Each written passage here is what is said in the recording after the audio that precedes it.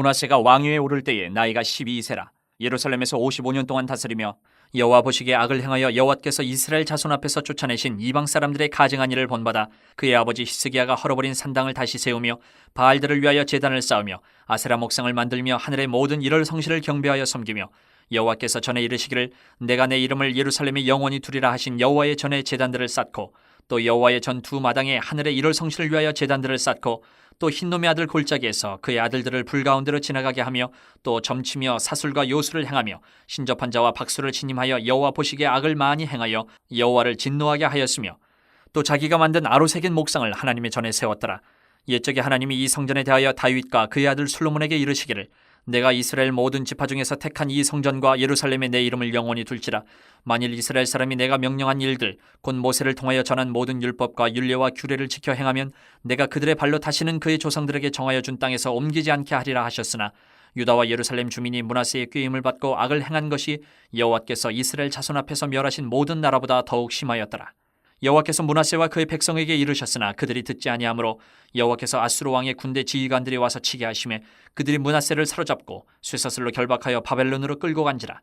그가 환난을 당하여 그의 하나님 여호와께 간구하고 그의 조상들의 하나님 앞에 크게 겸손하여 기도하였으므로 하나님이 그의 기도를 받으시며 그의 간구를 들으시사 그가 예루살렘에 돌아와서 다시 왕위에 앉게 하심에 므낫세가 그제서야 여호와께서 하나님이신 줄을 알았더라. 그 후에 다윗성 밭 기혼 서쪽 골짜기 안에 외성을 쌓되 어문어기까지 이르러 오벨을 둘러 매우 높이 쌓고 또 유다 모든 견고한 성읍에 군대 지휘관을 두며 이방신들과 여호와의 전에 우상을 제거하며 여호와의 전을 건축한 사내와 예루살렘에 쌓은 모든 제단들을 다 성 밖에 던지고 여호와의 제단을 보수하고 화목제와 감사제를 그 제단 위에 드리고 유다를 명령하여 이스라엘 하나님 여호와를 섬기라 하매 백성이 그의 하나님 여호와께만 제사를 드렸으나 아직도 산당에서 제사를 드렸더라. 므낫세의 남은 사적과 그가 하나님께 한 기도와 선견자가 이스라엘 하나님 여호와의 이름으로 권한 말씀은 모두 이스라엘 왕들의 행장에 기록되었고 또 그의 기도와 그의 기도를 들으신 것과 그의 모든 죄와 허물과 겸손하기 전에 산당을 세운 곳과 아세라 목상과 우상을 세운 곳들이 다 호세의 사기에 기록되니라. 므낫세가 그의 열조와 함께 누움에 그의 궁에 장사되고 그의 아들 아몬이 대신하여 왕이 되니라.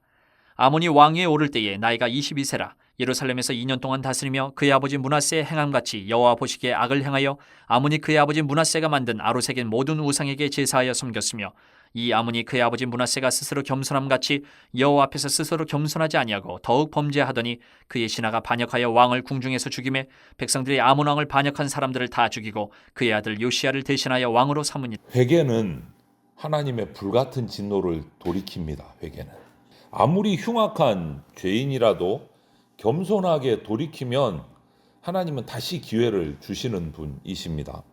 오늘 므낫세 왕을 보면 아수르의 침략을 받아서 크게 고통을 당한 후에 하나님 앞에 자기의 죄를 자복하고 회개하고 돌이켰어요.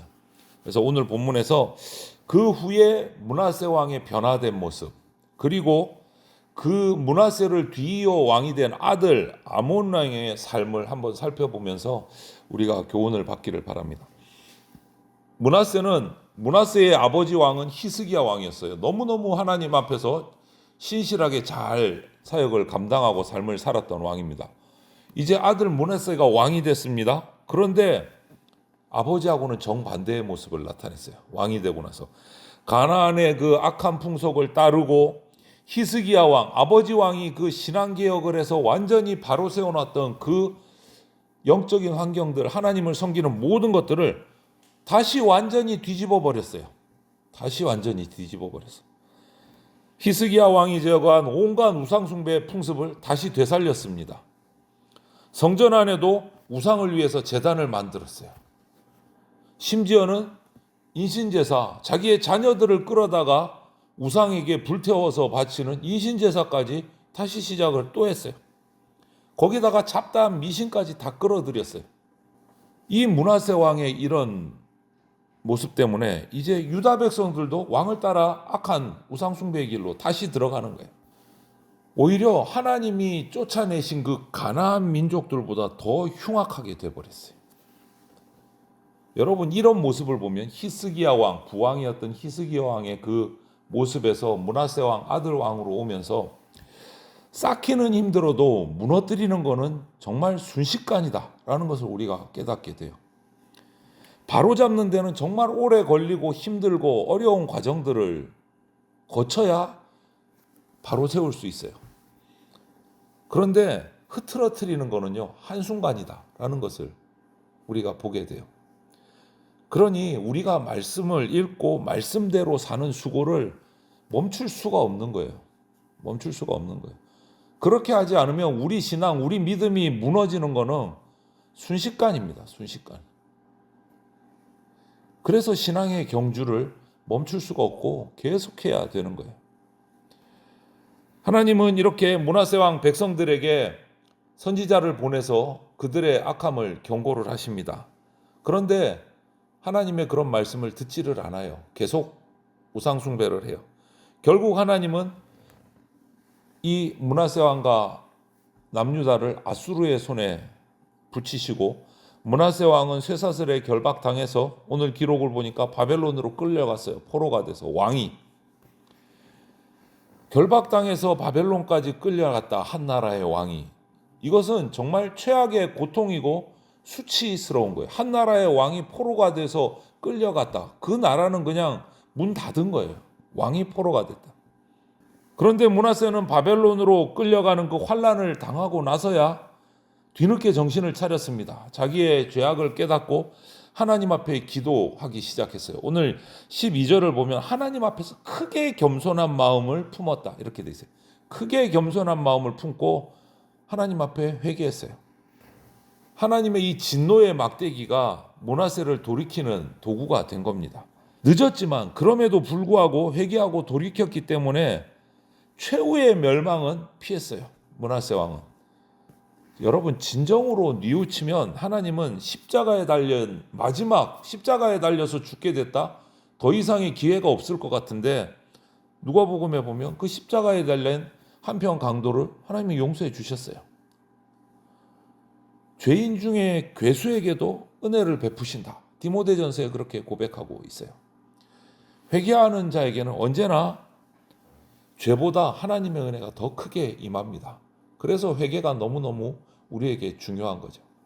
이렇게 므낫세 왕이 환난을 당하고 나서 늦었지만 하나님께 크게 겸손해서 간구하고 용서를 빌고 회개하니까 하나님이 기회를 주십니다. 그 기도를 들으셨어요. 그래서 13절에 보면 못 돌아올 것 같았는데 다시금 예루살렘으로 돌아와서 왕위에 복귀를 합니다. 므낫세가.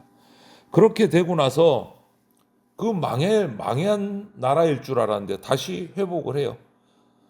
그런 상황에서도 회개하고 기도하는 므낫세에게 기회를 주신 거예요. 그래서 돌아와서 다시 왕좌에 오릅니다. 이제 여호와가 하나님이신 줄 뒤늦게 깨달은 거예요. 그래서 변화된 모습으로 돌아와서는 나라를 바로 세우기 시작합니다. 다시 자기가 시작했던 우상들을 제거하고 나라를 든든하게 세우기 위해서 애써 노력을 해요. 그런데 참 아쉬운 게 너무 늦게 돌이켰다. 너무 늦게.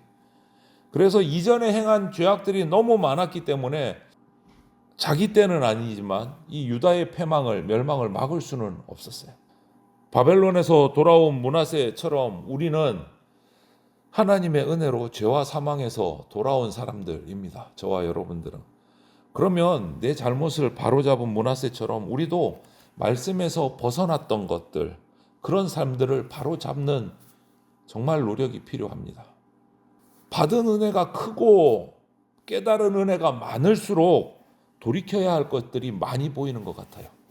그러니까 은혜 받아서 돌아온 사람은 계속해서 돌이키면서 살아가는 거예요. 은혜를 받으면 받을수록 내가 잘못했던 것, 하나님 앞에서 불순종했던 것들이 계속 발견이 되니까 또 바로잡고 또 돌이키고, 그것이 은혜 받은 사람의 모습이 되는 거죠. 이렇게 므낫세 왕은 자신의 잘못을 자복하고 돌아와서 그나마 애써서 마지막을 바르게 살았어요. 이렇게 살다가 므낫세 왕이 죽은 후에 오늘 보니까 그의 아들 아몬이 왕위를 이어받았습니다. 유다의 왕이 됐어요.